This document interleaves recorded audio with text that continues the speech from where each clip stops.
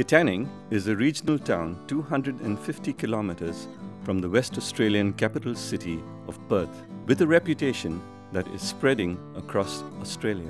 While other regional centres around Australia are declining, Katanning is defying the trend and growing instead. Located in the southwest of WA, Katanning has an expanding multicultural population of more than 4,000 people.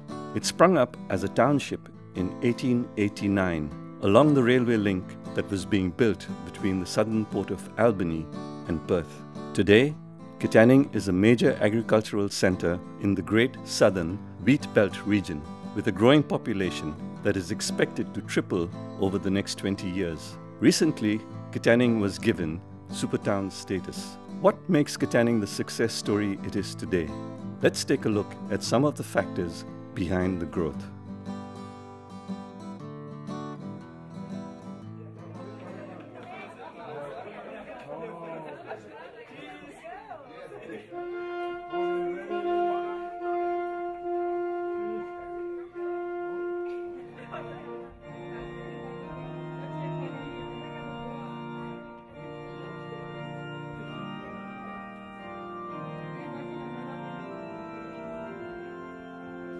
Today, Esther and Singapore are getting married.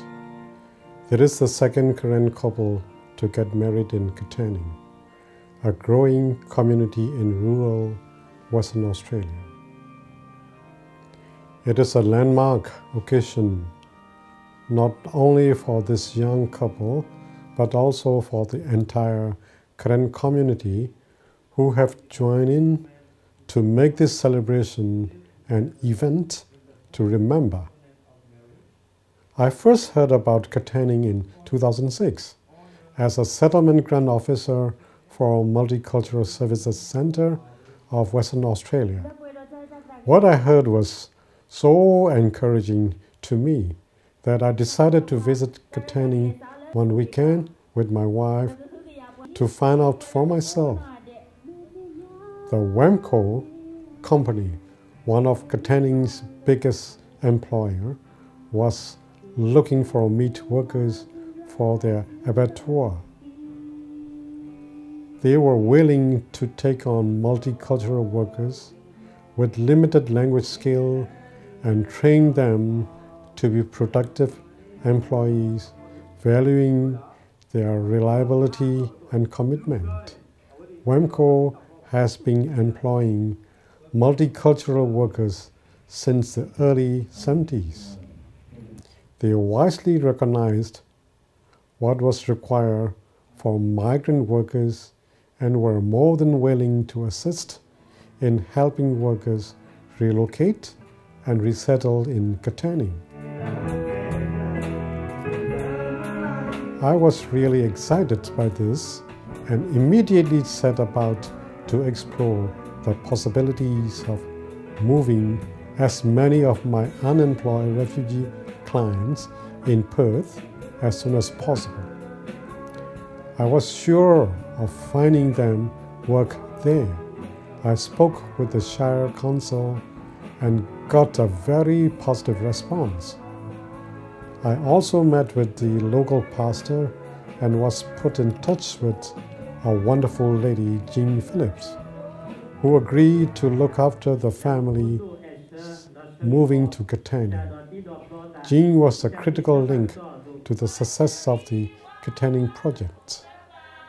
Today, 6 years later, there are more than 150 Korean people living and working in Katanning, most of whom work at Wemco.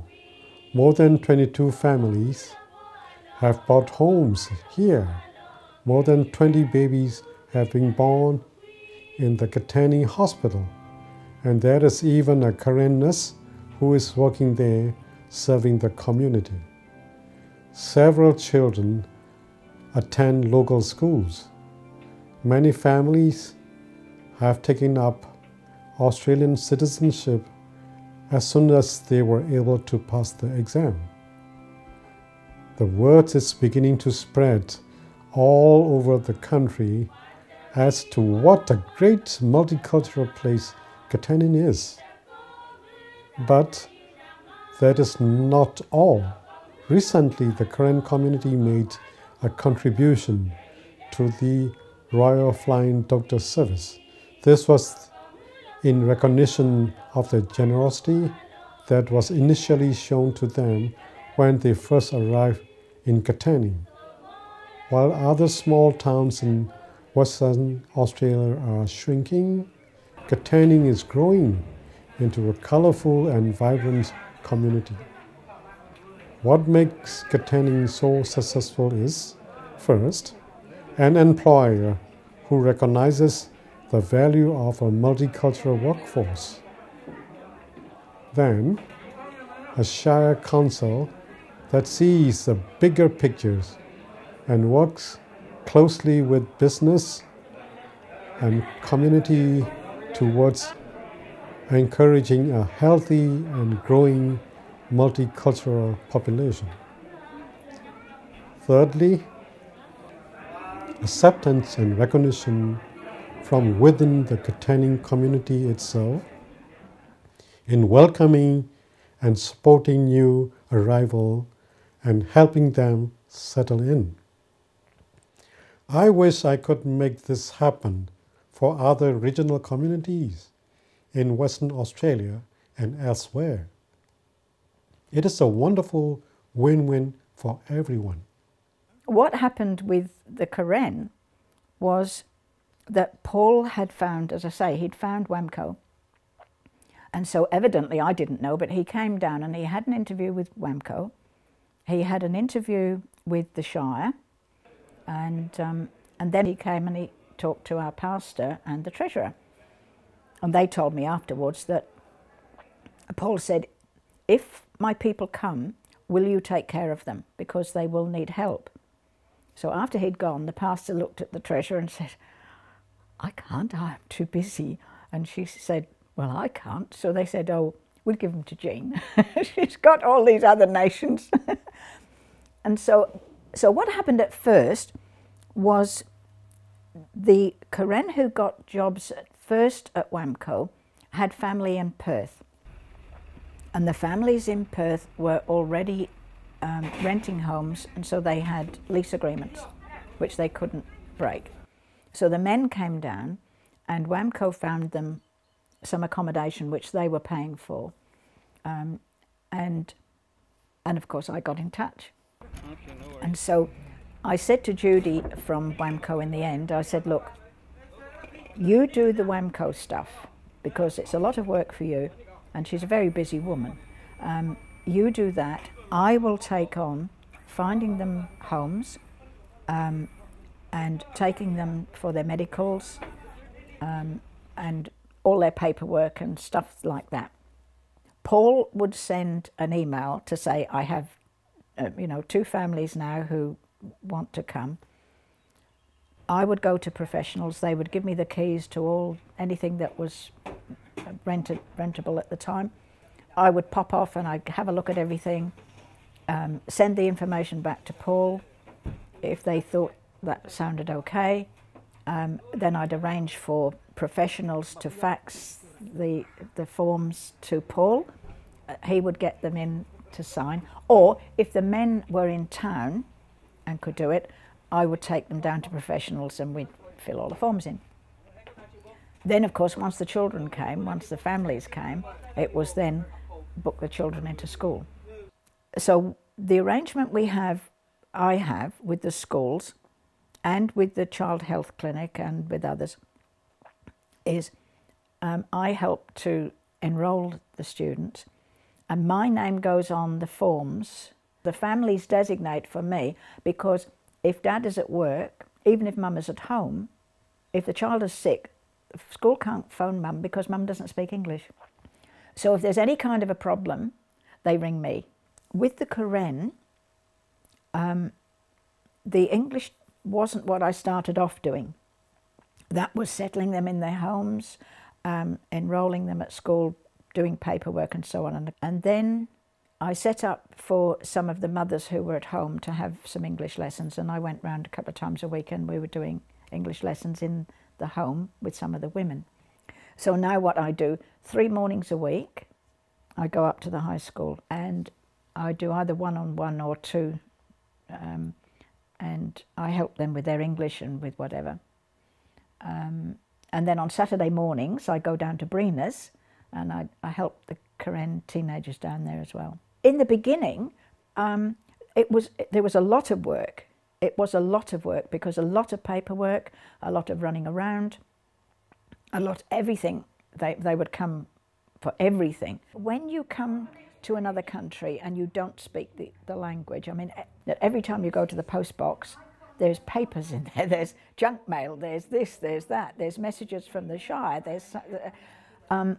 if you have children, you know there's papers come home from school constantly. Now, if you can't read and write English and you can't speak it, you don't know what this is all about. And so that's where I come in, because if there's a problem or they don't understand or something, they come and they say, can you help me with this? And we look through it and then we work through whatever the problem is. Jean has also assisted people newly arrived to town from various backgrounds, including Chinese, Karen, Afghan, African, with finding accommodation, purchasing houses and learning English. Jean works with the Karen people over the last few years. Her work has been simply amazing. The selfless way that Jean has committed her time to helping the Karen to assimilate and settle into our community, and the trust that the Karen people have shown for Jean is one of the reasons why multiculturalism has worked so well in Katanning, and why Katanning has received some of the opportunities that we have, such as super towns. Jean is currently helping approximately 40 Karen achieve Australian citizenship. Thank you, Jean, from the people of Katanning. Thank you very much. A well-deserved reward.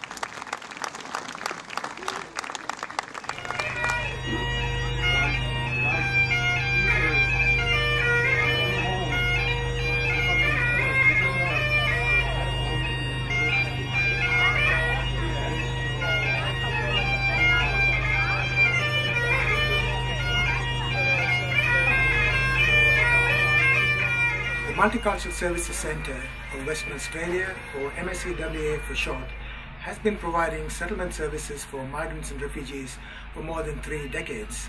About 4 or 5 years ago, the Department of Immigration and Citizenship funded the centre to provide settlement services for those refugees and migrants who originate from Burma.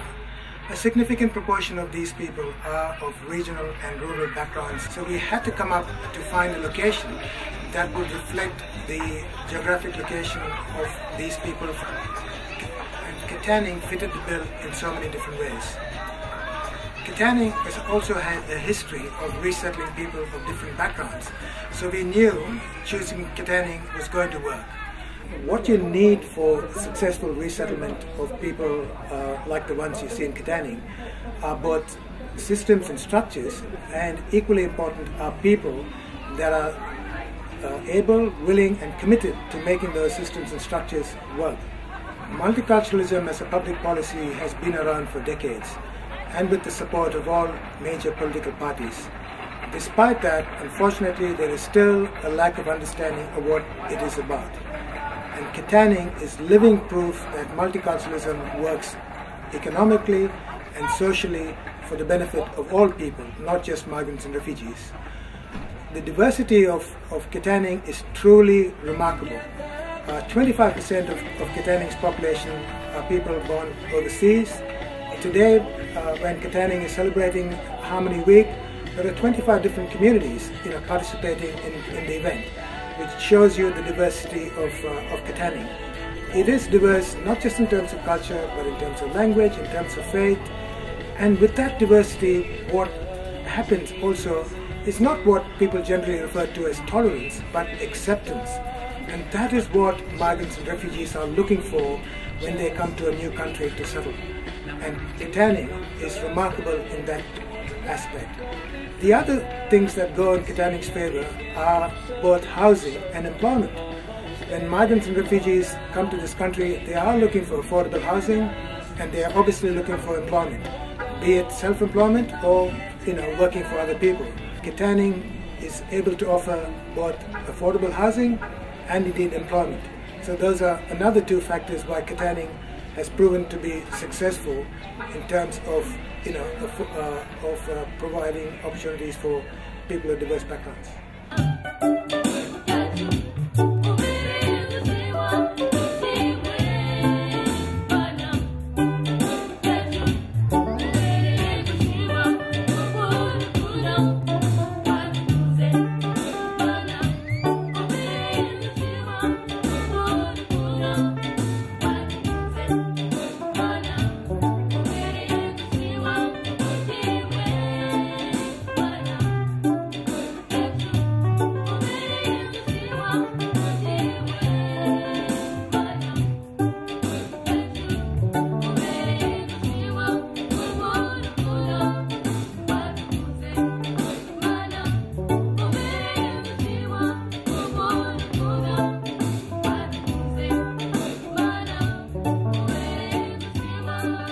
Multiculturalism probably started in Katanning in the 70s when the Cocos Island, Christmas Island people came to Katanning. The phosphate mines were closed on those islands, and a lot of the people were given the choice to relocate to Western Australia. They came to Katanning because there was work here at the local meatworks, and Katanning has been known as multicultural ever since. Those people have been here for around 40 odd years now and have assimilated very well into the community and are part of Katanning. Well, multiculturalism in Katanning has brought the town great rewards. It's part of the reason why Katanning has been selected as a super town. It's part of our population growth already. The signage is just a way of expressing and advertising the fact that we are both a super town and that we are very multicultural and accepting of the multiculturalism. The community accepts multiculturalism. It's quite unusual to go into a regional country town and see different nationalities and different voices and different faces along the way, and it's actually quite good for the whole of Katanning.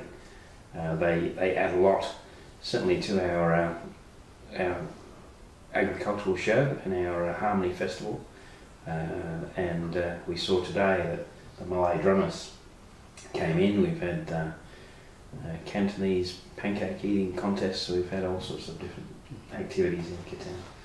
The multiculturalism brings challenges too, and the language barrier creates hardship, especially for school teachers and doctors and such like that, but there still seems to be an acceptance. Even though that hardship is there, there is an acceptance from everyone within the community that deals with these people to try and make sure that they are still welcome and that the experience works for the town, I guess. One of the experience that the local people get is the various differences between the cultures, the different celebrations, the different costumes, I guess, the different foods that they bring, and I think in many ways many of our people in town, they get to sample those different cultures, enjoy a point of difference, I guess, from many other communities around Australia.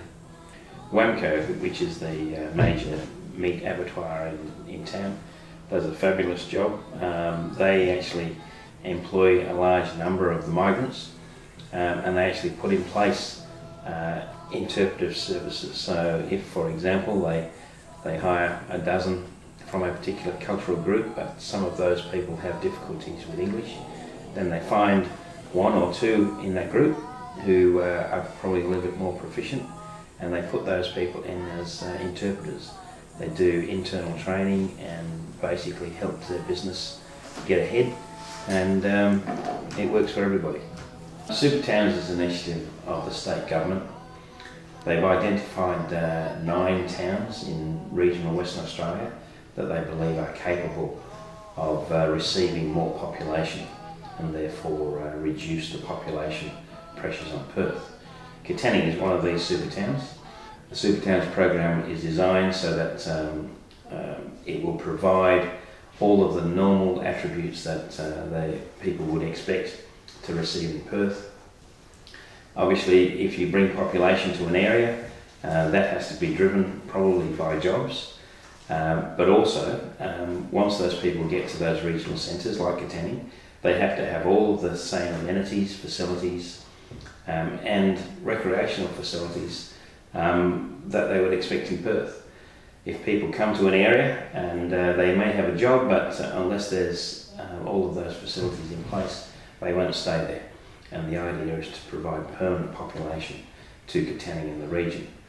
Our multiculturalism and our super towns program obviously go hand in hand. We are attracting a lot of people from various different cultures to Katanning, and a lot of them are new migrants to Australia. But they require jobs and they require services and they require support in order to be able to remain in Katanning. We're looking at a migrant transition centre, which to our mind basically will allow migrants to move to Katanning in the first instance, help them to settle within the town, and also help them transition into our community. There's a early language learning centre which will allow people to learn English and hopefully transition into our community. The basics of the Katanning economy essentially surrounds the agricultural industries. We have the largest sheep abattoir in the state. We now have the largest sheep sale yards in the Southern Hemisphere in Katanning. We have machinery dealers, we have all the banks, we have the normal sorts of facilities that you'd expect in a place like Katanning. But there are ways that we can improve that. We can improve the amenity of the area, we can improve the facilities, the sporting facilities, the cultural facilities. The whole town, of course, is proud of its this multiculturalism, and to win awards like that just proves that the acceptance around town is there and it's working quite well. Otherwise, I'm quite sure that we wouldn't be in line for these awards. I think the award also has helped us to raise the profile of Katanning. Government ministers, Director Generals of government departments now know that Katanning exists, and yeah, we are known for our multicultural community. We have a very harmonious group. We've got 57 different nationalities in town from either different countries or different cultural groups. Even the Cocos Malays, although they're Australian, are definitely a different cultural background to most Australians. But it all works really, really well, and I think probably one of the main reasons why it works well is because we do have such a diverse population. Some people say, well, how come you can make it work in Katanning and it has problems in other places? Well, I think it's probably because we don't have any one particular group that dominates. We have 50 Afghans, we have 70 Chinese, we have 70 Burmese, we have 15 Congolese. That basically means that all of those groups are quite small. They don't have enough numbers to remain insular, and therefore they actually have to, by the very nature, assimilate and deal with other people. And of course, once that happens, there's an understanding between people. They understand more. A lot of the fear, I think, is because people don't understand the different cultures. In Katanning, they get to experience many different cultures, and therefore it's quite easy to allay those fears, and then people accept people for who they are.